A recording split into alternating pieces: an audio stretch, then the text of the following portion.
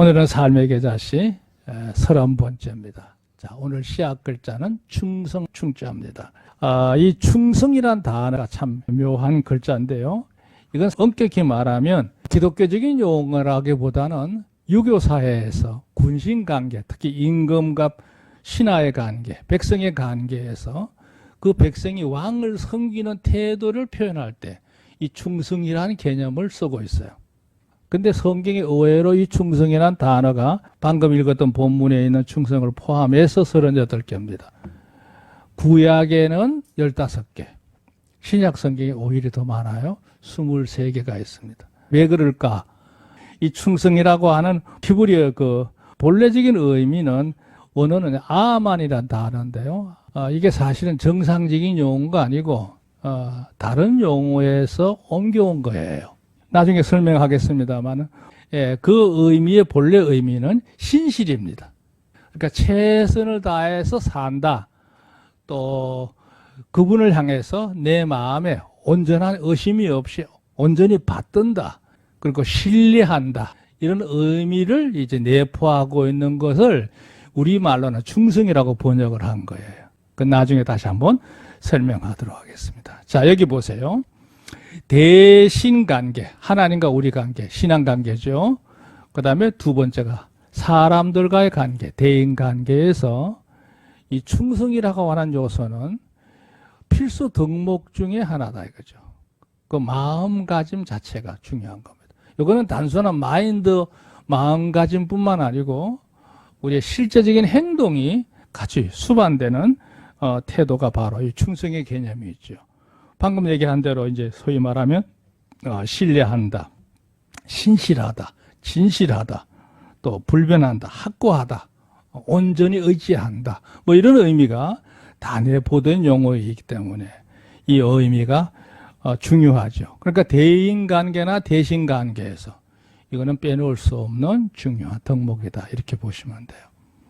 그러니까 지금 우리가 지금 5단계에 들어왔잖아요. 5단계 들어와서 지금 이 교회의 기능의 5가지 기능 중에 제일 밑에가 예배잖아요. 그 다음에 양육, 교제, 그 다음에 이제 네 번째가 헌신이에요. 헌신, 봉사, 뭐 이런 얘기인데요. 여기 헌신한다, 봉사한다는 의미의 뒤 이미지가 뭐냐면 충성이에요. 그 충성은 요 네 번째 기능의 항목에 속하는 거다. 이렇게 그 범주를 잡으시면 돼요. 그리고 이제 마지막 5번째가 복음 전도지요. 그건 이제 다음 단원에서 또 다루게 되기 때문에 이번 단원에서는 넘어가려고 합니다. 그러니까 이 충성의 개념이 왜 필요하냐 그랬을 때 이 교회 생활에서 빼놓을 수 없는 것 중에 하나이죠. 하나입니다. 보통 이제 충성의 3가지 방향으로 잡고 있어요. 첫째 하나가 뭐냐? 사람이 하나님을 향하는 그 마음가짐이나 생활 태도를 표현할 때 이걸 충성이라고 하는 개념을 써요. 두 번째는 뭐냐? 사람과 사람 사이에서 우리가 서로 의지할 수 있고 신실하게 믿을 수 있고 사람이 흔들림이 없이 꾸준하게 그 관계를 유지하는 관계를 말할 때 참 신실한 관계다. 진실하다. 정말 신뢰한다. 의지한다. 이런 의미가 다 내포되어 있는 의미 하나가 바로 이 충성의 개념이에요. 그리고 이제 세 번째 개념이 하나 있는데요. 그게 뭐냐? 내가 어떤 일을 맡았을 때 그 맡은 일에 대해서 내 온 역량과 정성을 다해서 힘써 일하는 개념을 의미할 때도 역시 충성이라는 개념이 내포되는 거예요. 3가지 방향이에요. 하나는 1차적인 가장 기본적인 의미의 용어는 하나님이고요. 두 번째 사람과 관계. 세 번째는 내 역할에서의 내 자세를 의미할 때 바로 충성의 의미가 있다. 이렇게 보시면 되겠어요.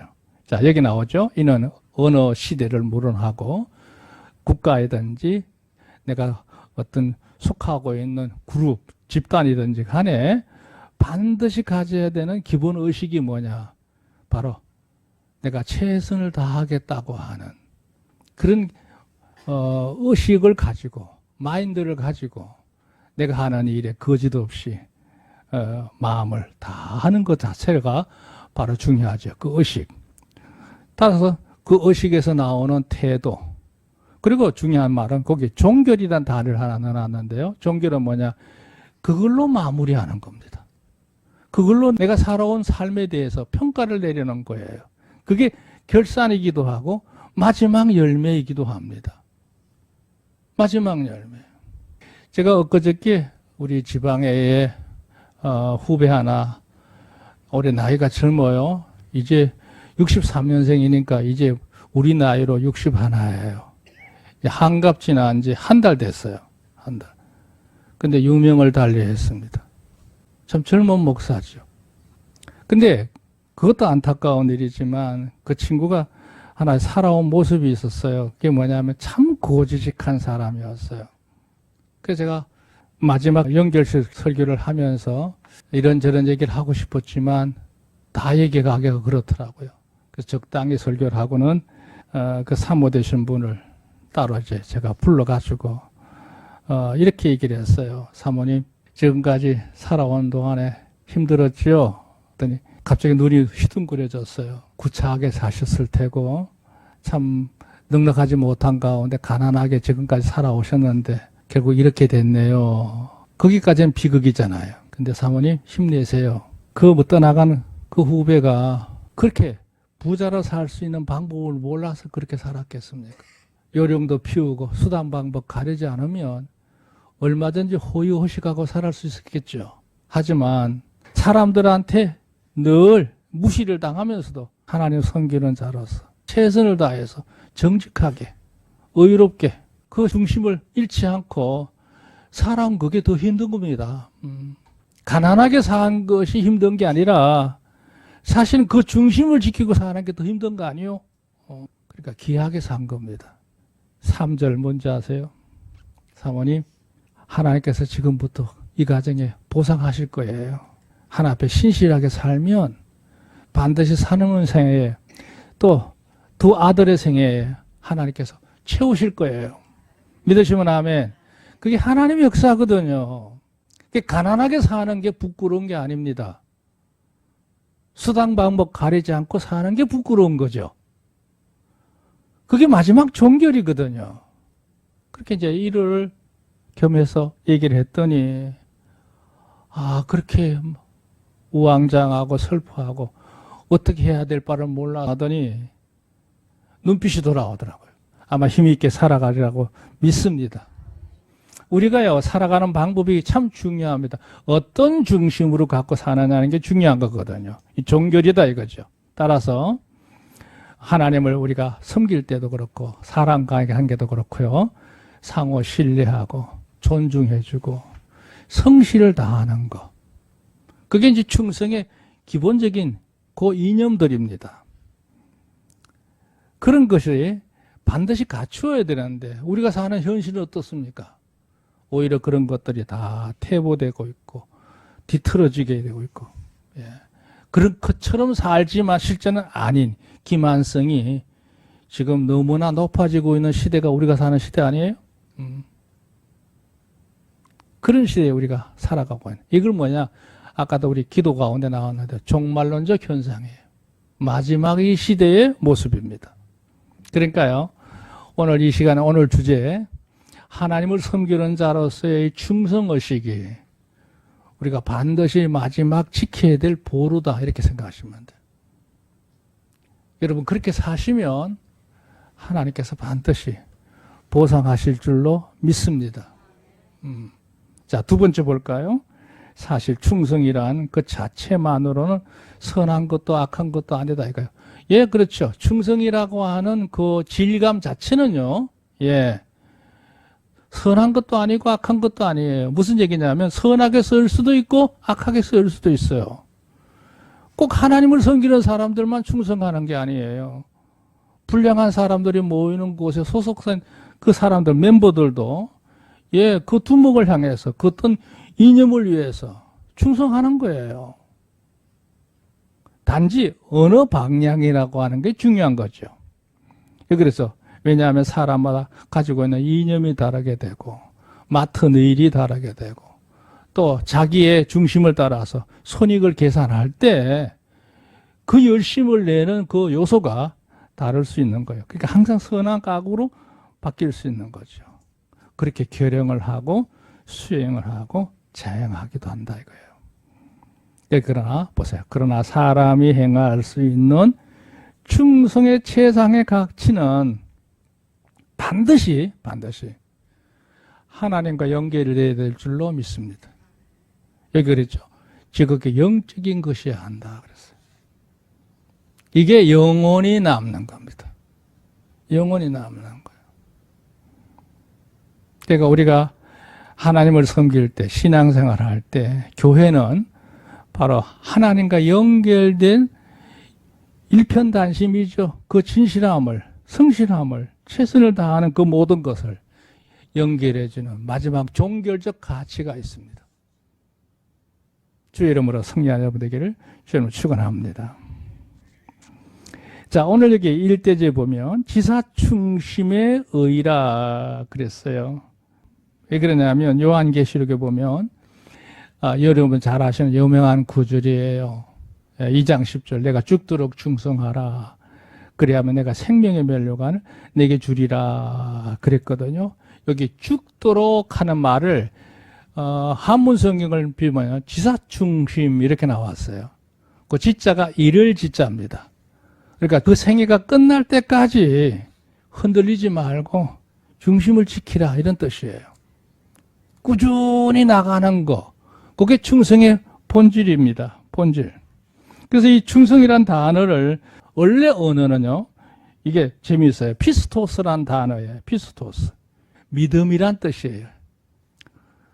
철저하게 의지한다. 그분만을 바라본다. 이런 의미를 함께 내포하고 있어요. 그러니까 이 피스토스란 단어를 또 들어가 봤더니 그 어근이 뭐냐면 변하지 않는 원칙, 진리. 거기서부터 파생돼 나오는 여러 가지 마음가짐을 말할 때 이게 충성이란 요소로 나타난다는 거죠. 그 뒤에 나오는 2장 13절에도 역시 충성된 정인 그랬어요. 끝까지 흔들림이 없이 신실하게 자기 할 일을 다 하는 사람. 그걸 이제 성경에서 충성된 정인이다. 이렇게 번역을 한 거예요. 이 지사충심. 이 지사충심의 의의가 뭔지 한번 보실까요? 1번. 성경을 통하여 하나님과 사람은 재밌어요. 불가분적 관계다. 이 불가분적이라는 말은 무슨 뜻이냐면요. 절대로 나뉠 수 없는 관계예요. 하나님 따로 인간 따로 그렇게 될 수 없다는 거죠.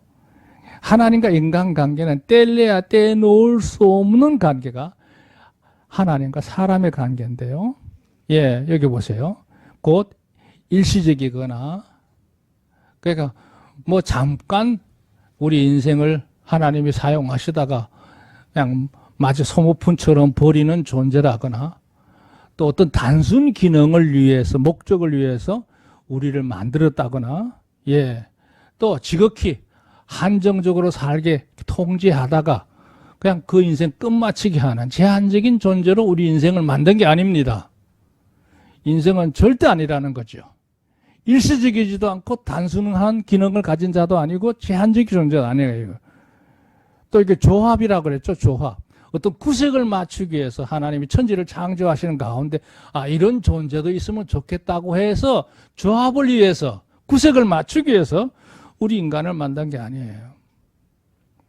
또 어떤 용도, 쓰임을 위해서 필요에 의해서 마치 연장처럼 그렇게 쓰시다가 그냥 버리는 존재로 만든 것도 아니고 여기 무념이란 단어를 놨는데 여기 이제 우리 용어는 아닌데 이 말은 무슨 얘기냐? 만들다 보니까 사람을 만든 걸 말할 때 어쩌다 보니까 생겼어 이런 개념 하잖아요.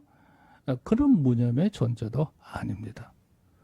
그런 원인으로 인해서 우리 인생이 이 세상에 존재한 게 아니에요. 여기 그랬어요. 아주 절대적으로. 이거 중요합니다. 따라합시다. 유일하고 고유하고 영원한 존재로 우리를 만드셨다. 믿으시면 아멘. 그렇습니다. 유일하다는 말은 뭐냐면 사람에게 부여한 하나님의 목적성이나 가치성은 다른 피조물에겐 찾을 수가 없어요. 사람에게만 주셨어요. 믿으시면 아멘. 그리고 이 고유하다는 말은 그냥 뭐냐면 대단한 가치, 의미, 목적 이거를 다 부여한 존재라는 거예요. 고유한 존재. 그냥 있어도 되고 없어도 되는 그런 존재가 아닙니다. 세 번째가 이거예요. 이게 더 중요하죠. 육신만 그렇게 살다 가느냐? 아닙니다. 우리 인생은 애당초 처음부터 만들 때부터 하나님께서 영원히 함께 하시기 위해서 우리 인생을 만드신 줄로 믿으시기 바랍니다. 그러면 보세요. 다시 얘기할게요.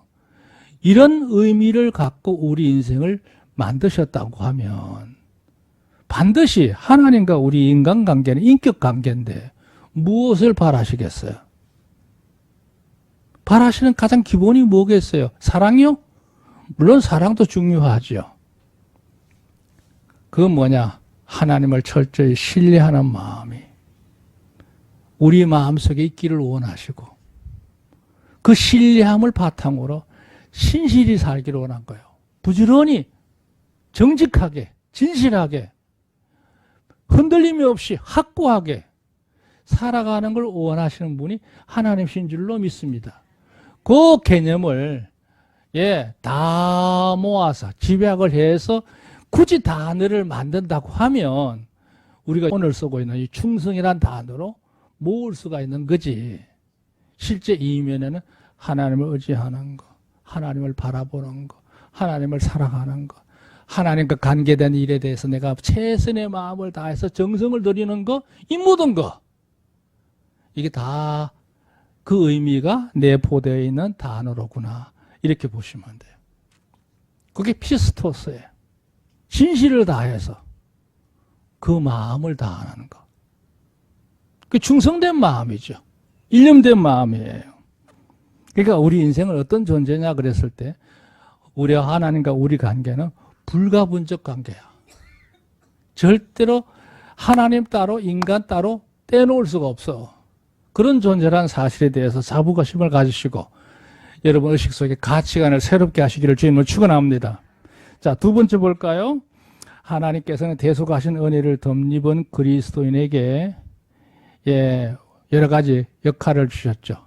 이치를 주셨어요. 첫째, 시민이야. 하나님 백성으로 삼으신 거예요. 두 번째, 굳이 법적인 서열로 따지면 하나님의 자녀이신 분이에요. 시민이라는 것과 자녀라는 개념은 법적인 용어가 다릅니다. 대한민국의 백성이 되는 건 그럴 수 있어요. 그러나 어느 재벌회장의 가문의 자식이 되는 것은 개념이 좀 달라요. 세상의 모든 그 주저자가 되시는 그분의 자녀의 이치에 반열해 우리를 두셨어요. 하나님이 지으신 피조물의 세계가 뭐 사람뿐입니까? 아니죠. 영물의 세계도 많아요. 근데 우리를 특별히 하나님 자녀라고 하는 신분의 이치로 옮겨놓은 거예요. 뿐만 아니에요. 하나님의 역사가 늘 내 속에서 역사할 수 있도록 하나님의 머무는 성전으로 삼으신 것이 우리인 줄로 믿으시기 바랍니다. 우리로 말하면 쉽게 말한 거예요. 마치 핸드폰 무슨 기지국 같은 거야. 언제든지 하나님과 소통할 수 있는 성전의 기능이 우리 안에 있는 거예요. 할렐루야. 이거 중요합니다. 그래 우리가 어떻게 살아야겠습니까? 우리가 그냥 말하고 행동하는 것만 아니라 마음에 생각하는 모든 것까지도 하나 앞에 그대로 연결되어 있는 관계란 말이에요. 그런 관계로 산다는 거죠. 그러니까 우리 신분이 달라졌고 질서가 달라지고 기능을 다시 다 회복하게 하신 일이 바로 이거예요. 그러니까 신민, 자녀, 성전에 관계된 용어들이에요. 그에 따라서 우리가 내가 해야 될 본분이 있잖아요. 본분. 하나님 자녀된 자로서의 갖춰야 될 반드시 해야 될 기본적인 자세. 그게 본분입니다. 그럼 직분은 뭐냐? 직분은 좀 달라요. 하나님 영광됨을 위해서 내가 감당해야 될 역할을 의미하는 거예요. 역할. 여러분 직분도 다 여기에 속해요. 은사를 통해서 주신 것도 있고 또 하나님의 교회 지체가 움직이기 위해서 내가 해야 될 맡은 몫이 있죠. 그게 다 직분이에요.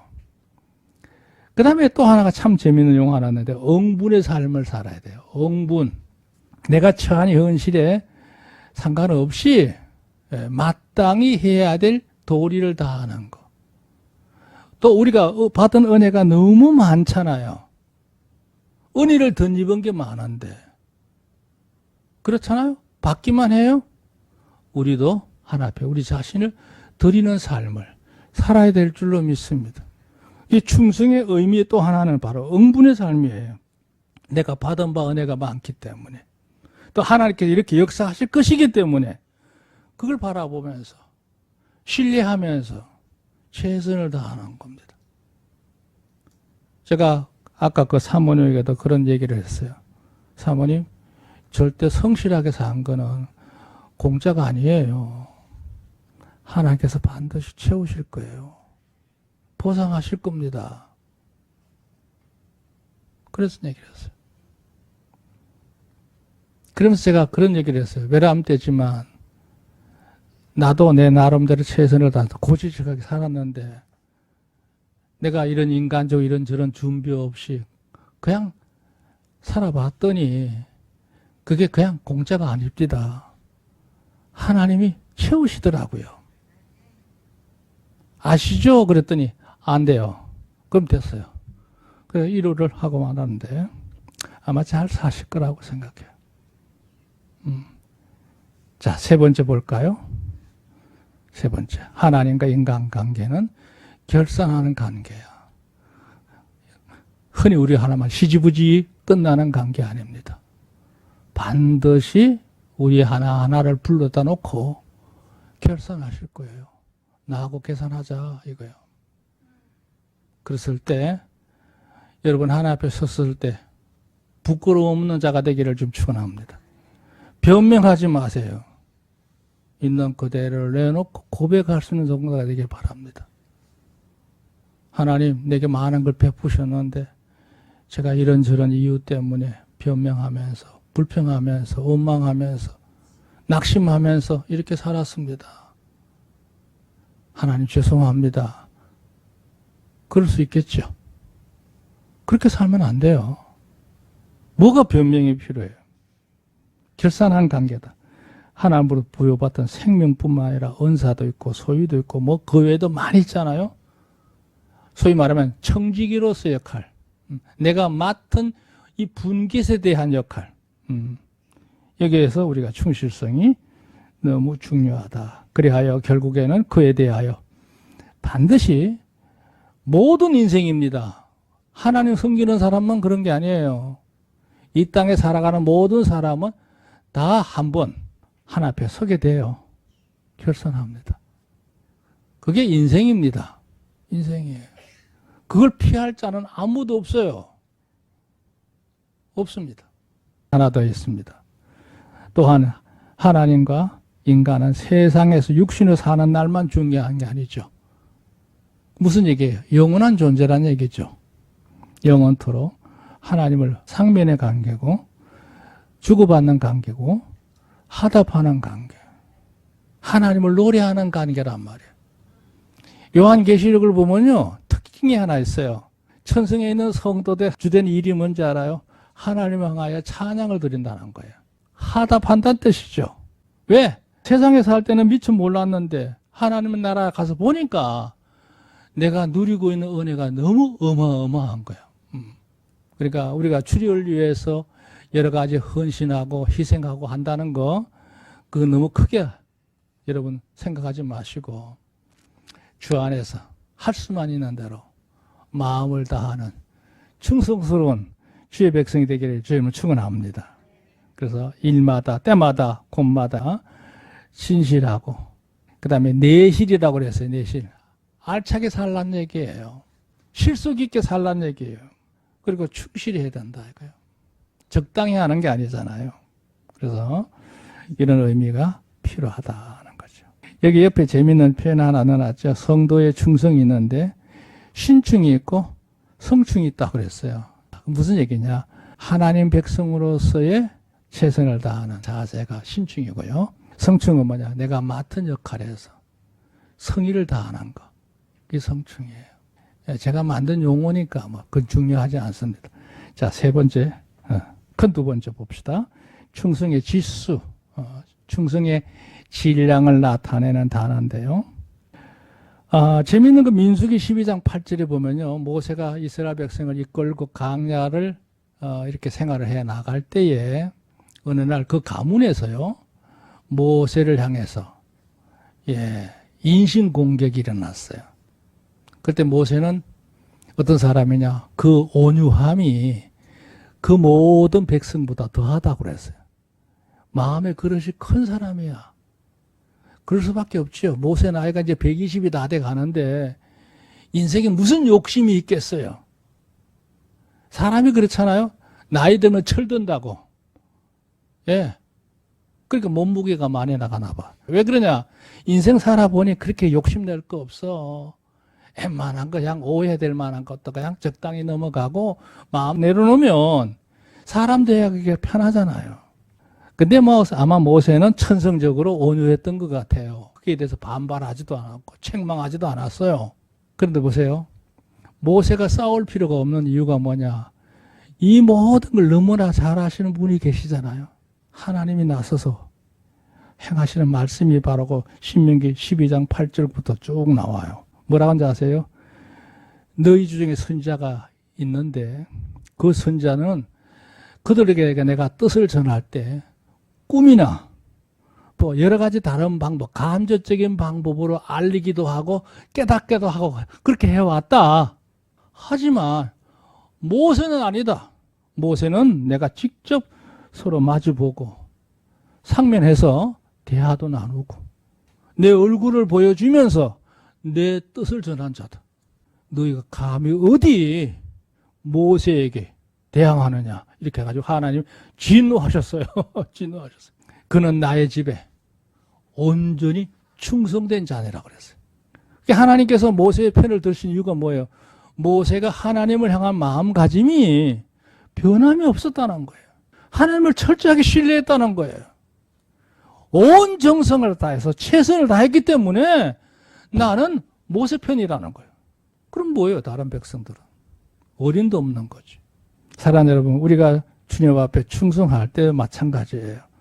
우리의 모습을 보시고 하나님께서 충성의 지수 어느 정도 수준이 되는지를 측량하실 거예요. 그럴 때 여러분 귀한 자로 우대받는 성도가 되기를 축원합니다. 모세처럼 되셨으면 좋겠어요. 그랬을 때 세 가지 질량이에요. 크든지 적든지 사람들 앞에 드러나는 일이든지 숨겨진 일이든지 상관없이 내가 최선을 다해서 하나 앞에 바로 살겠다는 삶으로 사는 거, 그 질량이거든요. 사람은요, 사람의 눈을 의식합니다. 근데 진실한 사람은 누구 의식해요? 하나님 의식하는 거예요. 크든지 적든지 드러나든지 말든지 간에 그건 상관없어. 아무도 몰라도 괜찮아. 그게 상관없이 사는 사람. 믿으시면 아멘. 그 다음에 기간이라고 그랬죠. 그 무슨 얘기예요? 때로는 한때 두 때는 잘해요. 그러나 꾸준히 잘하는 사람이 필요하죠. 그 끊임없이 그 중심을 갖고 사는 자가 충성의 지수가 높은 사람이에요. 세 번째일까요? 환경이에요. 사람이 살다 보면 핑계거리가 많아요. 그 대부분이 자기 형편을 얘기를 해요. 아, 내가 이 형편이 이래서 기분 따지죠. 기분 나빠서 그랬어. 뭐 이래. 아닙니다. 그거 상관없이. 그런 어떤 현실이든지 거기에 변함없이 중심을 들이는 거. 이게 충성의 지수입니다. 지수예요. 그 다 옆에 5개 또 넣어놨죠. 두말 없이, 어김없이, 아낌없이, 빈틈없이, 말썽 없이 사는 거. 이것도 다 충성의 요소들이다. 자, 세 번째입니다. 충성을 잘하기 위해서는 원칙이 있어요. 원칙. 아까도 얘기했어요. 충성에 여러 가지가 있는데 진실한 거. 여러분 마음을 다해서 성실히 행하기를 주님 축원합니다. 두 번째, 건면한 거. 깨부리지 않고 마음을 다해서 건면하게 성실 부지런히 사는 거. 세 번째, 이런 일을 저런 일을 당할 때 울먹거리지 마시고 그걸 온전히 감수하면서 인내하면서 주 앞에 구원을 이뤄가는 성도가 되기를 주의 이름으로 축원합니다. 그렇게 살면 따라합시다. 하나님 일에는 절대로 공짜가 없다. 공짜가 없습니다. 반드시 여러분에게 그 열매가 돌아갈 줄로 믿습니다. 그건 제가 살아본 간증이기도 해요. 그런 경우를 많이 봤습니다. 그래서 여러분이 오늘 이 충성이라는 의미, 오늘 중에 다시 또 일부분 나눌게요. 주 안에서 하나님의 영광을 이루어가는 성도가 되시기를 우리 주의 이름으로 축원합니다.